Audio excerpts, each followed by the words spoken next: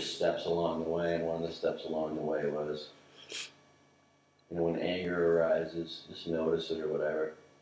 And then there's another step after that where you're less and less interested in anger to begin with. Yes, because anger feels justified for a while, but it's still keeping the me in the me. You will find that your interest is more and more in the sweetness, in the gentle, in what's lovely, in what's so some of the older activities or that you were engaged in will just drop off because they don't have your interest any longer. Yeah. It's interesting too, because even though you say over and over, I don't want that, say anger, for example. It's a difference between saying it and then actually being in the moment where you really aren't interested in it. It's kind of hard to explain, but there's a little shift there.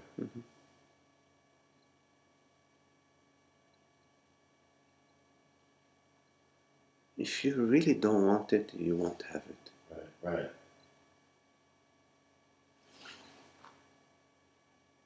It's the kind of emotions that are about drama and this sort of sense of the self as a dramatic entity that we kind of learn. That becomes very habitual. That's kind of what I'm hearing what you say. Yeah, fantasy in a way. Yeah. A little kid wanting to be a cowboy. Playing cowboy. Yeah. The feelings, the feelings and of course the intense emotions. In a way, that's what the sense of me is. It's really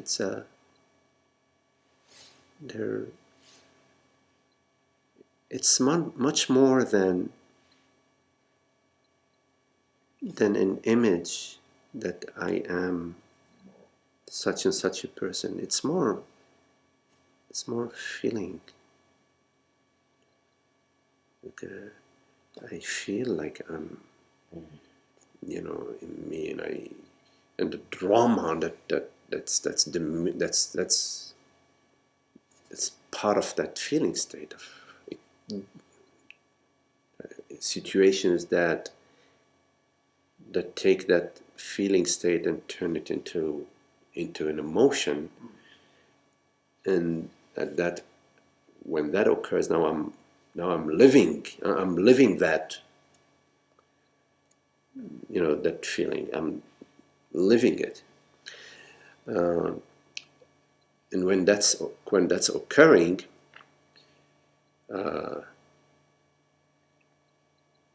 there's really little to do. I mean, it's just listening to Leah, I hear this when you start talking about the anger. I see anger as a kind of posturing of indignation because the world hasn't done what you imagined it should do. Of course, what you think it should do has very little to do with anything. It's what's happening and being at peace with that is the place to try to enter into. What you say. Yes, at the same time, there is only one happening. Right. Only consciousness happening. There is no other happening. Even being a me, an angry me, is consciousness. It's not the unhappy aspect. Yes. This is when consciousness sort of forgets itself. Right. But like what do they call those Russian dolls? It has to come back to center. It might wobble, but it's come back to center. Consciousness comes back to peace and happiness because that's its nature. That the nature of consciousness is peace and happiness. So yes, when it forgets itself, it's also consciousness, but it loves to come back to center. But there is nothing happening. There is only one happening, if you want to use that term. One happening. There is only one reality, and that is the reality of consciousness. And whatever we perceive as happening, meaning the world, body, mind, is not a real happening. It is no happening at that level. If you want to use the term happening, the all happening belongs to consciousness. It's like the night dream state. You say, oh, there is all sorts of things. I'm dreaming. I'm a 12-year-old boy. I'm traveling, on the train with a lot of my schoolmates, and God knows what's going on in your dream. But the happening is not there. There is no train, and there's nothing happening on that plane. What's happening is that consciousness is dreaming.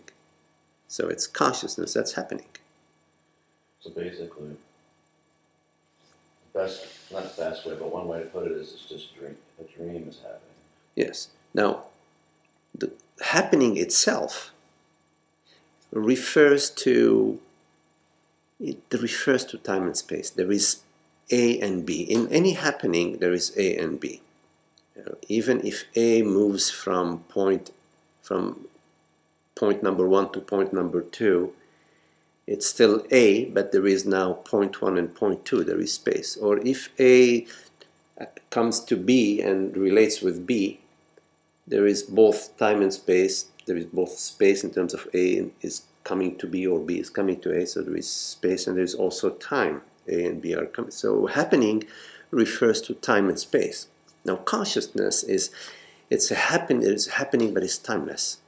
It's not a time and space happening. So you can't even use the term happening with that from the time and space. That implies time. Yes. So it's a timeless non-happening. Yeah, I can kind of get that as far as like direction goes. If there's nothing to refer to, there's real no direction. There is no direction. Let's say there is an impression of a direction. There is an impression of a direction. So, simply speaking, for example, when you take the train from Philadelphia to New York, there is a direction. You say, okay, well, we're moving north or whatever, northwest, whatever. So there is an impression of direction, and there are some coordinates that have already been preset. We've already preset point A as being Philadelphia, point B as being New York, north, west, south, and east. So there are coordinates that have been already set, and so there is direction that is connected to the coordinates that we have set. So there is all that body, that's a direction. Now, in the contemplation of the truth of reality, there is also an impression of a direction. Now, the coordinate in terms of traveling from Philadelphia to New York is an XYZ coordinate, Z being time, X and Y being whatever, north, south, whichever. In the contemplation of the self, the coordinate is happiness and unhappiness.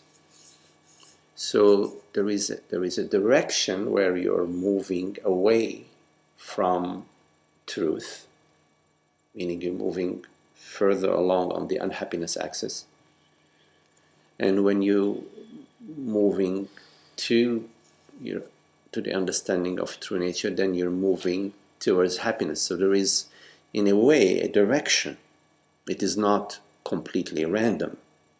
It's not like, oh, what's happening is happening, and reality is just what is, and all is as it is, and the now is now, and just being the now, and all is. It's not that. That's not. That is non-duality. That is the conceptual non-duality. Yeah. That is non-duality out of a book. You see that somebody has adopted and is sort of reciting and believing that's no. There is an actual direction of moving deeper into unhappiness or moving closer to peace and happiness. Now, I'm saying it's an impression because in fact, we never are truly anything else but the self. Meaning we never move away from what we truly are. We are the peace and happiness. We are the transparency of being. But there is a choice, that is the choice of consciousness, to sort of to separate itself. And say, okay, well, let's say now I'm going to be a male, I'm going to be a female, okay, and I'm going to do my best to impress you, and hopefully you would love me. And if you will love me, I'll be happy, but if you don't love me, I'm going to be unhappy. Mm-hmm. So.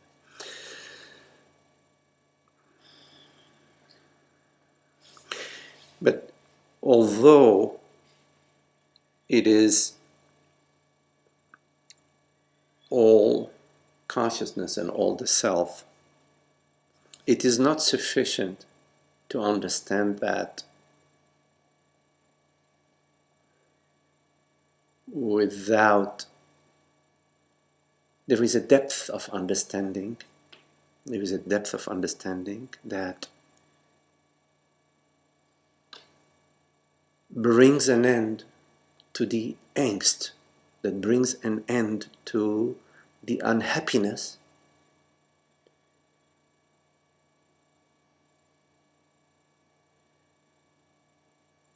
and that is not conceptual, that is not a mental understanding.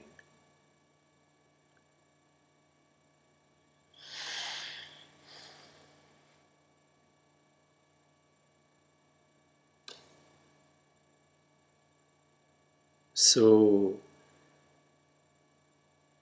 to say, well, it's all consciousness, and to be unhappy, what's the point?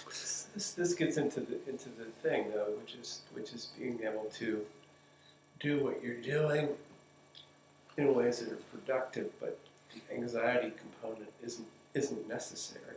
You're not creating it in order to spur yourself, which is essentially making unhappiness part of what you're doing. You know, that you're just being in an unhappy place on the assumption that you need to, or it's necessary. And that's where life really gets lost to me. Well, as long as there is a you doing, or even a doing, there is a seed of unhappiness in the space. There has to be a doing that is not a doing. So it's not really even a doing. There is no doing. I'm hearing what you're saying. Yes. I'm hearing you talk about because again, I see this. It's just everything's fine. Just don't be anxious. Just don't have that as a component. Everything is fine, but the fineness of everything is not in the thing, it's in consciousness. You see? Everything is fine as consciousness, not everything is fine as a world or as a thing or as a... Everything is fine at consciousness level, which is at the level of what is real. Yes? So, to recognize where the fine is, where the well-being is, not to be looking out and saying, okay, everything is fine, but to notice what is that fine is fine, well-being, peace is not out there, is innate. Yes, so it's innate, and to come to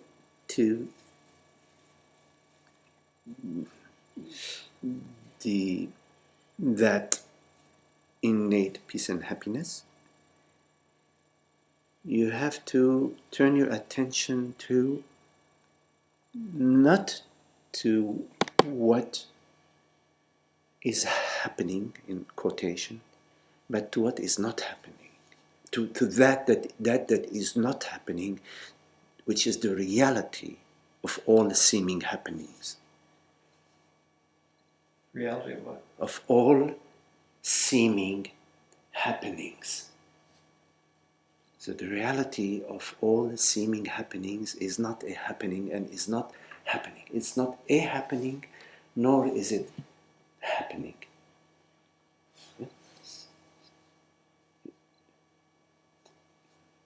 Did I lose you? Are you? So the reality of this perception is not at the perception level.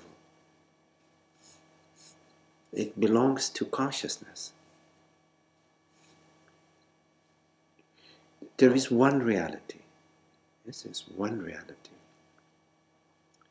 And if there is a reality to the world, we know that consciousness is real. We know that right now we are perceiving this perception. We're perceiving this bodily sensation. We're perceiving this thought, whatever it is we're perceiving. We know that consciousness is real. There's no doubt about that. We know consciousness is real. So if the world is also real, if there is a reality out there, given that there is one reality, the reality of that world belongs to, or is the reality of consciousness. So when everything is out well, it's not out well, there is no out well out there.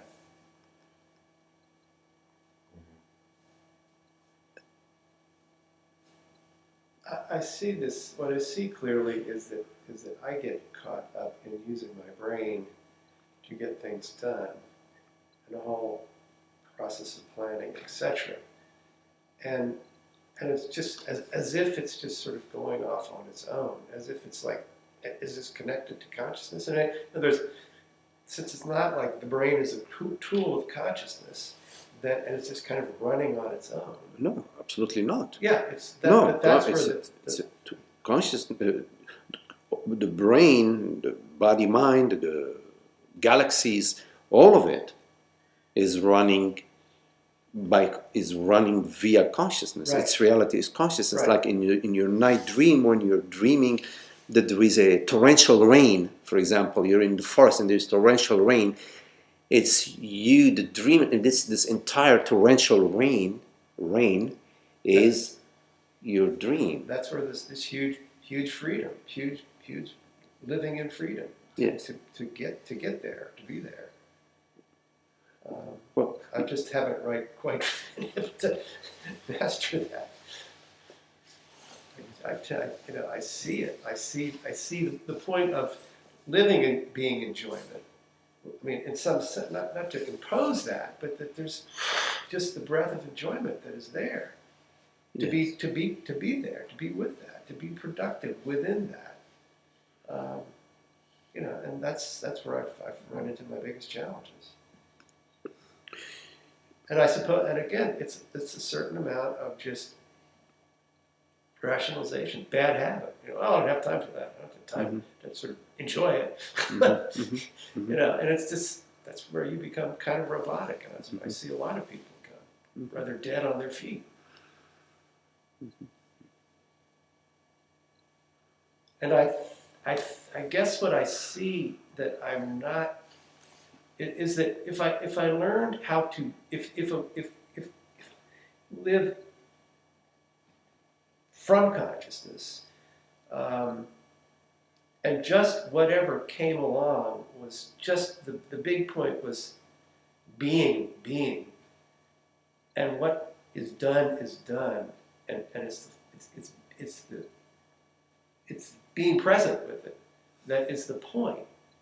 Then and much less about what or how much, then you potentially can learn to live a better life, I suppose, is what maybe that's kind of a giant leap there. Go ahead. Don't complicate it.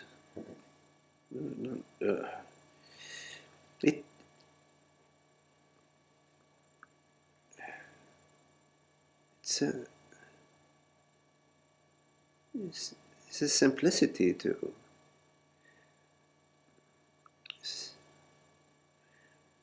don't it's not doesn't it's not like particular it, it's not so much about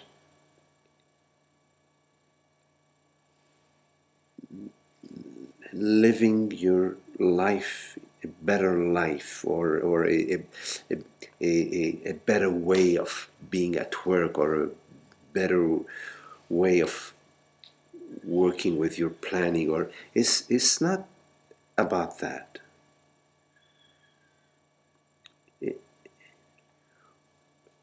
There might be some consequences that there might be some effect onto your work, your life, but there are some conditions that we have, and it's not such a big deal. It is really about ignorance. It's about mistaking yourself to be a separate entity, a man, a personal character. That's where your contemplation goes without worrying so much about how it will play itself out in it's over and over adopting the right understanding that what I am is this aware presence, this borderless aware presence, and not Jack, not a character. And let everything else, let the body mind do what it does. There are certain habits, certain ways in which things are unfolding in our life. And in time, there might be an interest in maybe simplifying this or doing some tweaking a little bit that space. But that's not what it's about. It's not about becoming a perfect human being at work or in relationships or whatever you do. It's not about that. It's about the correct understanding, the correct perception, and then acting as consciousness, meaning perceiving the world, others as yourself, not a me versus a you, not so it's perceiving the whole as yourself, all of it as yourself, and living according to those principles. Don't worry, there is intelligence at the body-mind level that takes care of the body-mind. There is intelligence at the planetary level that takes care of the planet Earth, and so on. At the galactic level, there is intelligence that takes care of. Okay? These are principles. Scientists study, they love to study that. Why not?